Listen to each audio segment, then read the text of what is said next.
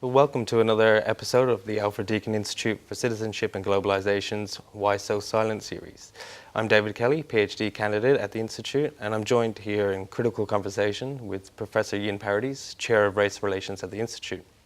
So Australia is currently digesting this call for a First Nations voice in the Australian Constitution. In May of this year, we had a First Nations convention held in Uluru, which called for the establishment of the Makarrata Commission, which would oversee a truth-telling and decision-making process between First Nations people and Australian governments. This is set to be a landmark moment, yet it will occur and take place within a diverse Australian context. Indigenous Australians make up only 2.5% of the Australian population, so non-Indigenous attitudes towards reconciliation will play a big role in this dialogue. So Ian, given this context and your recent research into societal attitudes to reconciliation, what role does a culturally and ethnically diverse Australia play in recognising Indigenous rights and agendas? Well, I think it's vital to look at not just government responses, but also, how do Australians from different walks of life engage with ideas of Indigenous people in Australia, their histories, their aspirations, what they're looking for through these recent developments. So I think there's been a lot of attention so far on white or Anglo-Australians and their views, but really we need to consider, as you said, the diversity of Australians, migrants, people of colour who are not white from different countries around the world who've come in different waves of migration. They have different understandings and different responses to histories and present-day circumstances of Indigenous people. And of course it depends also where you live in Australia, the different exposure you get to Indigenous people and the kind of understanding of what's happened in that place where you are living, however long you've lived there for. I know that you've done research recently in Broome looking at some of these issues. What sort of things have you found from that research? Yeah, so Broome is a multicultural place. It has been since pre-colonial times. It's always been a meeting place for diverse cultures around the area. Today it has this cosmopolitan Creole culture that's really distinct in terms of the Australian context. This is heavily influenced by Southeast Asian migration that occurred during the pearling industry days and kind of facilitated a lot of these affirmative or positive interactions between people of diverse cultural and ethnic backgrounds. But it also has these darker narratives of place that have been embraced by people, histories to do with the pearling days of blackbirding, which kind of surmounts to a kidnapping and slavery type labour recruitment regime, state-sanctioned segregation that occurred in the town, as well as race riots and other more disturbing histories. These histories are embraced by the people of the town as part of their kind of multicultural makeup and the overarching narrative of how Broome came to be.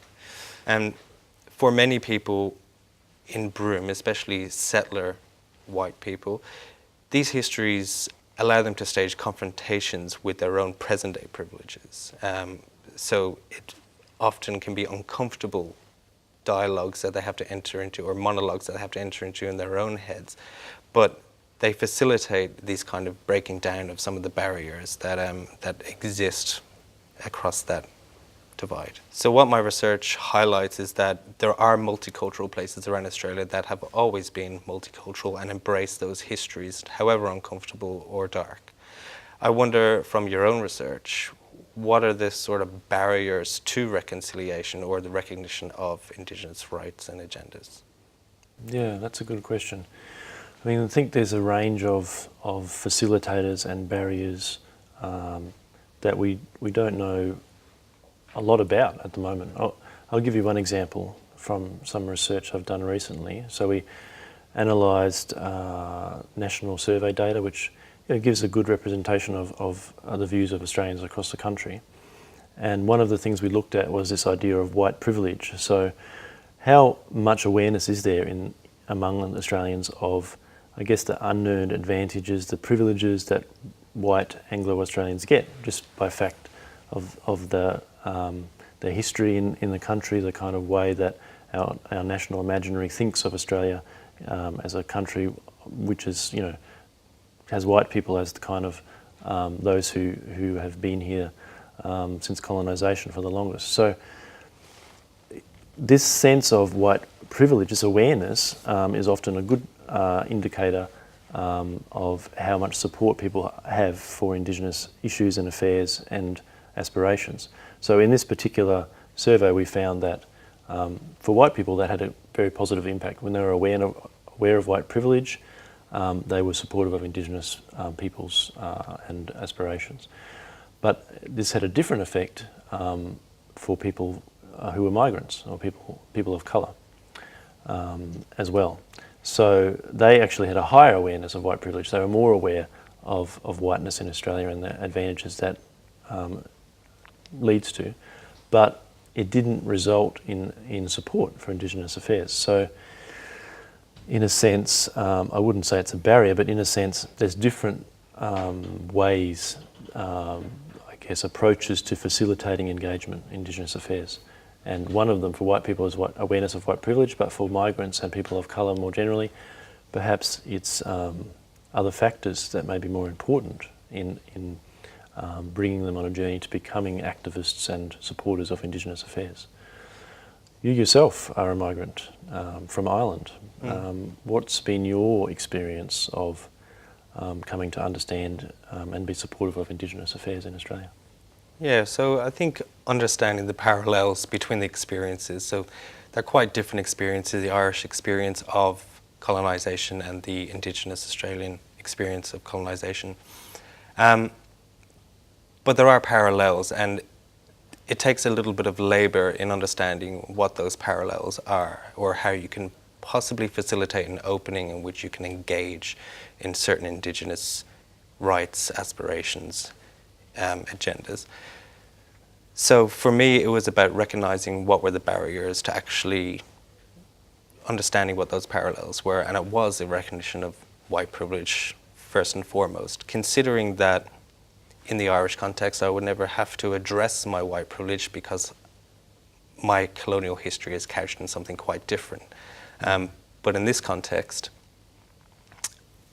I had to stage an often uncomfortable conversation with myself, which talked about what are the kind of privileges that I'm afforded in society today because of colonisation in this country.